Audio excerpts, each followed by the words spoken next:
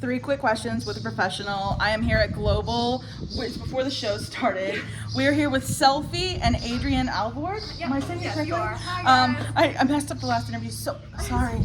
So bad. I want to really make sure all it's about good. him. And Adriane, you have a really big TikTok following. You have a really big social media Yeah. following. You're known in our world. You worked at River's Edge for a while. Yeah, when I was younger. But another fun fact about Adriane, what did you also do publicly? Ninja Warrior. Ninja Warrior. Ninja Warrior 4 times. Ninja Warrior 4 times. And Yeah. and what's so special? You have some physical issues. I do. Yes. Yeah, I do. Is there a diagnosis on them? Well, I have mixed connective tissue disease, which is an autoimmune disease that I've known about since like 2020. But then I have like these ongoing neurologic issues that we don't really know what it is yet. So that's a work in progress still. So my hair out. No, Don't mind me. fixing that's my okay. hair. We both look stunning until we Yeah. played with the horses. But the reason I think it's so great to interview you, the 3 quick questions with the professionals are always hopefully very specific to the professionals, but very helpful for my broad audience, Yeah. right? Which is a Yeah. lot of amateur and junior riders. So going through all of the physical limitations, we wouldn't even call them limitations. We would just call them physical issues, Yes. maybe, that we work through and work around. Yeah, absolutely. How do you alter your goals, or how do you wake up every morning and change your goals or adapt your goals for how you're feeling?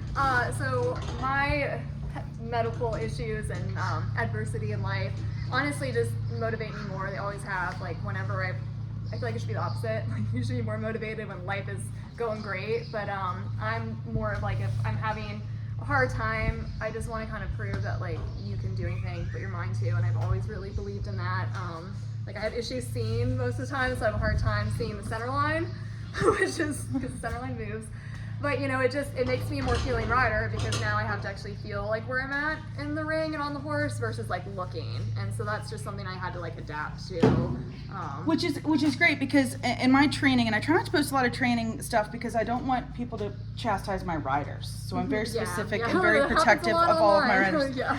But I'm constantly saying, you know, with any of the horse's limitations or physical issues, we learn to adjust and adapt around it so that if you're having trouble seeing the center line, there's probably things that you're doing to try to help guide you through it. Yep. Versus saying, well, I can't see the center line, the judge is gonna hate me. Yeah, and there's no excuse. Like if I am not in the center line or I'm not accurate, like it's not. You're gonna get what you I'm get, gonna get and what your I get. understanding of it. And that's Okay. just life, and I think you just have to figure out, be creative. You know how you can adapt and work through it. And I don't like excuses. I don't like people making excuses. Like you know, you can have a really hard life and still do amazing things, and I'm a big believer in that. With that said, and we've already chatted, excuses are different than, hey, I need a break or I need a day off. Yeah. There is a I'm tired point where you listen to your body or listen to what's going on or your horse and you take the time that your body is asking you for and then you come back out and fresh. There's a reason he's named Selfie. Why is that, by the way? He came with that name from Germany. Really? He did, yeah. So I mean, Self-Made is his name, which is also I love that. Yeah, which is a good name for him. But they called him Selfie in Germany, and So- he's just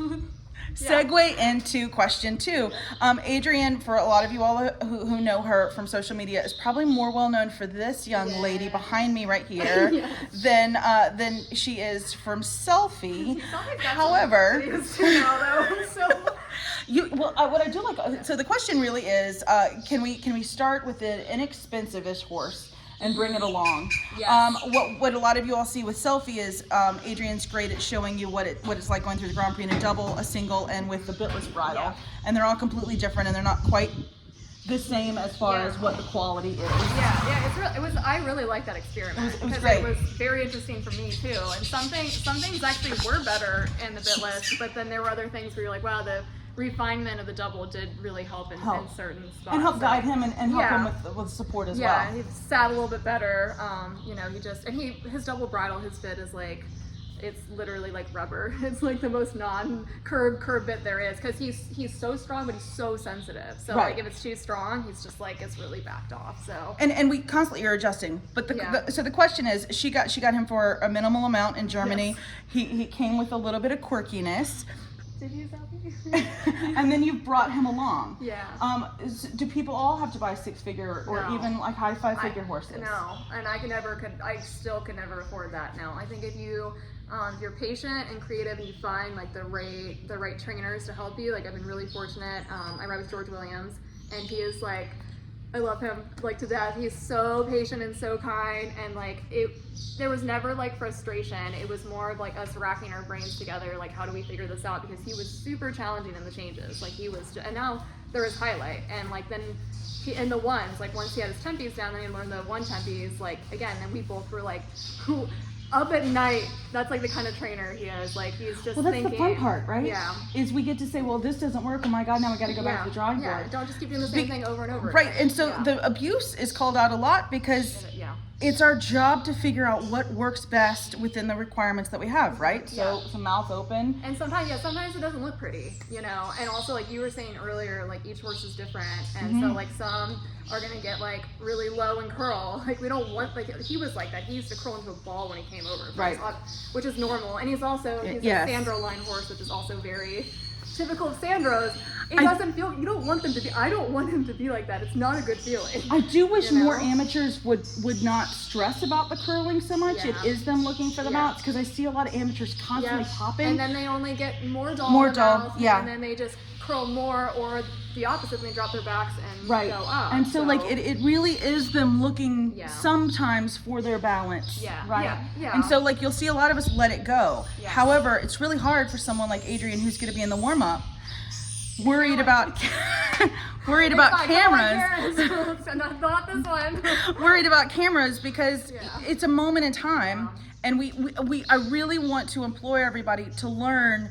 Well, why is it like that? Is she forcing him that way, or is he just looking, or she? It's going to be more this one probably looking for balance. And she's here schooling. He's here showing. And she's younger too, so she like just even with the way she's growing right now, like she's not strong enough to just go up there and like start up there. So she does start a little bit on the forehand, and I just like let her stretch, and I don't stress it. Right. You know? And as I stretch, I have a lot of rehab horses too. Sometimes I do say, hey, can you get them to almost touch to really stretch so we can hit all the muscles and then let them stretch out. So I don't want people to really freak out if you see a slight occasionally, like, but the popping is just as bad in my opinion. Yeah. I mean, you can tell in a horse's expression, I think, like if they're a little bit low, but they're still expressive and happy, and like the rider's hands look soft. Like you can move your hands, but you don't need to like jerk it. Right. I mean, I'm sure there also will be some slow riders times. that aren't, not quick. Yeah, no, don't do that. Don't do that. Yeah, and also throwing the reins away is also not also just as bad. Either, Yes. Yeah, you want like a nice stable contact with the horse. Like that's always the goal. But some hide, some pull, some lean.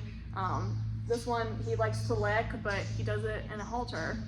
So when I first got him, he actually knew the Hackamore because I was like determined. I was like, I'm gonna fix this, and he's gonna stop licking. And I rode him in the Hackamore like all winter, and I'm like, this horse licks with no bit in his mouth. And then we put him in a halter, and some people were like, he's licking because your nose band's too tight on the Hackamore. And I'm like, I got that comment from a few people. And then I rode him in a halter, and it's like, we also have to learn how to phrase things. Could you try? Perhaps try instead of this is why. Because if we don't know the whole situation, and also I wish he wouldn't do it either, but it's never our goal. It's never our goal. You know, I don't look pretty when I work out. Like it's his workout face. So. I do. I look beautiful. But I don't. I make weird faces. So, that's what horses do sometimes. That's literally what they do sometimes. Yes. So and people are like, when I get on my podcast stuff. I let's do a podcast. Yeah, I love to do it. Yeah, because this is great. I'm all about this kind of stuff. I'm scared to do a podcast, but I feel comfortable around you, so I feel like we can. Let's do it. By the way, also, while we've been here, has he been still? No, he has not been still. He's been all kinds of, so like sometimes it's just the horse. Yeah, no, he's So question three, again, for anyone who know Adrian on social media, she has a video of this princess who's now gone. Come back. What would we call it? When you were first starting her, she just would explode. Like just stand straight up and panic. Like, you were brave, our hero, to post that. Which is a good and a bad thing. There was a person on the lunge holding the horse. You were very soft, very gentle. You got a whole bunch of how to do it better online. I don't know who horses. right? And apparently I'm living with her for the rest of my life. And I don't believe you posted it at the time of the event. I think you posted it as a progression, which is unfortunately where a lot of us professionals have to go. We have to show it as progression. I wasn't even on TikTok like when it first happened. Right. And then it's funny because like we had the whole video, and like when I first posted it, he does that when he's happy.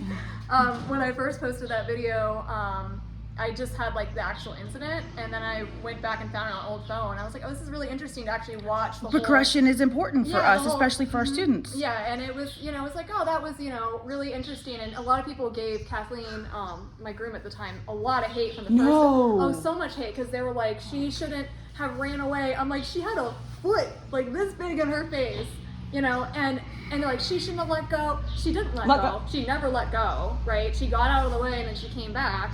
And so I usually, when I start with an eventing child, usually like a youth, because I know I won't let go until that rider's safe, no matter what, unless I've hurt myself, and then sorry, like it all happened. That's why I quit starting, because there were people that let go while I was still riding. And I trust Kathleen, like and that's the thing. I trust who's on the ground, or they trust me, and I will get them off, and then we regroup and work the horse. It is almost better having the trainer on the ground, like in an ideal situation, but like I always like to be the first one to sit on them, just in case that happens, because like then I think that like Kathleen could have gotten really badly hurt, and I trusted her enough. She's really good at handling horses. And she's been around horses, and she was a trainer somewhere else before. Like, I trusted her. But people first just tore her apart. And then once I posted the whole thing, they were like, oh, you shouldn't have. Yes, we did have the chain on the halter, which we didn't do the first time. I always put a halter over the bridle. Yeah, absolutely. So, and like I like to hook the lead rope to the halter, not the bridle, because I don't want it to interfere with the bit. Right. So the very first time we did it, we just had like this little short lead rope, because there was like no reason to think that this horse there's no reason to think she was going to explode. And had we had that video, had we actually had that, I mean, we would have like 10 million views. It was like the craziest thing. This horse, like, I wish we had it. I don't know how I don't know how she didn't die, how I didn't die, how I stayed on. Like, I think the grace of God himself was there and was like, if she falls off, she'll die. So Kathleen, for 10 minutes, is holding this mare while she like a kite. Like a kite. Yeah. But then she took a breath, and then she walked, and then she was fine. So we're like, maybe it won't happen again, because now she realizes it can be a person on her, and it's fine. But the second time coming in, we were like more prepared, like what is going to happen. So we tried, maybe there's a chain, just not through the bit, like just on the halter, like that might be enough. So you have better control. Yes, because she didn't have any control, so it's a longer lead rope with the chain. And then we had the bucket of grain, which also I got a lot of hate for. And actually, part of how we got her to finally stand was by shoving sugar in her mouth while I got on. And, and that worked. We do what we have to do. Yeah, and it was to also make it safe for the horse. Yes, and to just show her that it's not a big deal. And the chain didn't work. And I actually, as soon as she did feel it, I was like, that didn't work. It made her panic more. Although it was not as bad as the first time, that we unfortunately don't have on film. I wish we did. But I was like, I didn't like that. I didn't like how it like hit her face. So we didn't use it going into like the third and the rest of the days. But people like tore me apart for that. And people tore me apart for the grain, and so with that said, like there's a bravery as a trainer on social media. We get hit up and down. I work very hard on positive education and trying to turn the conversation to a positive one. Why are you doing it that way? Could you do a video explaining why the breakdown? And I want my followers, and I really want Adrian's followers, to learn to change. And it's how we were taught, right? We were taught to, by like harsh words. But I want you to think a little. Some people know are like the stuff. I'm like, that's worse than like any mean trainer. Fair. So I'd like to kind of change it. But how do you feel like social media is for us? Like, I feel like sometimes we have to hide a whole bunch. Like, again, I'm not posting a lot about my clients because somebody else says something about the saddle's too small for that girl, and I'm like, delete. And I'm like, I don't want to be the one that deletes comments, but no, but sometimes it's not. I think especially like you're saying with students, like I don't post students either because I don't want them to get like I don't want them to go through. It's me. I'm an open book. Like I can handle it. I mean, it does hurt sometimes. I mean, I think social media is really good in some ways because it's like opened up the sport to a lot of people. And if you're like using it for good, you can learn a lot from it. But it definitely makes it hard when you get attacked a lot by people. Like it does get to me sometimes. Like the things that there's two comments that really get to me. There's the comments that when I get people saying that like I'm really unbalanced or I'm not fit enough, I get those. And That those are one really- triggering because of the Yeah. physical issues, It's right? that really, really hits me hard. Like like you have such bad balance, or like you're so weak, and I'm like I used to run like 100 miles. And so the thing is, we don't want to defend ourselves on social Yeah. media. We get quiet Yeah. because we know that that's not true, but it's also very That like harmful hits, and like, hurtful. Yeah, and yes, And- and then the ones about like him being really unhappy, those ones really hurt me because like, I Absolutely. would like die for Yeah. this horse, like I would. So. And so I feel like when we are posting on social media, especially for posting like you do, Yeah. before and afters, Yeah. let's learn to ask more questions. I guess I took the question away from you and took it over myself. Sorry about that. Oh, So no, 3 quick yeah. questions. The third question I took over.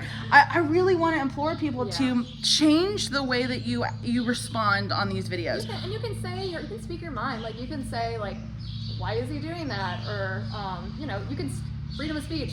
But, Absolutely, like, absolutely. But also think about like how you would feel if you had someone saying that to you. You know, Right. that's what you got to think about. Or would you say it to my face? You know what I mean? Because when you're posting, not only are you showing your business and your training program, but you're also showing like it can be done. Yeah. You Yeah, can yeah. work through it. There are other options. It Yeah. does take time, Yes, it guys. does take a long Way time. more It time. takes a really long and time. as an amateur with a normal day-to-day life and or kids and a job, the amount of it's taking too long, I hear all the time. And God, No, it takes so long. It takes so much longer than you think it takes, and most people quit because of that. And also, you can't.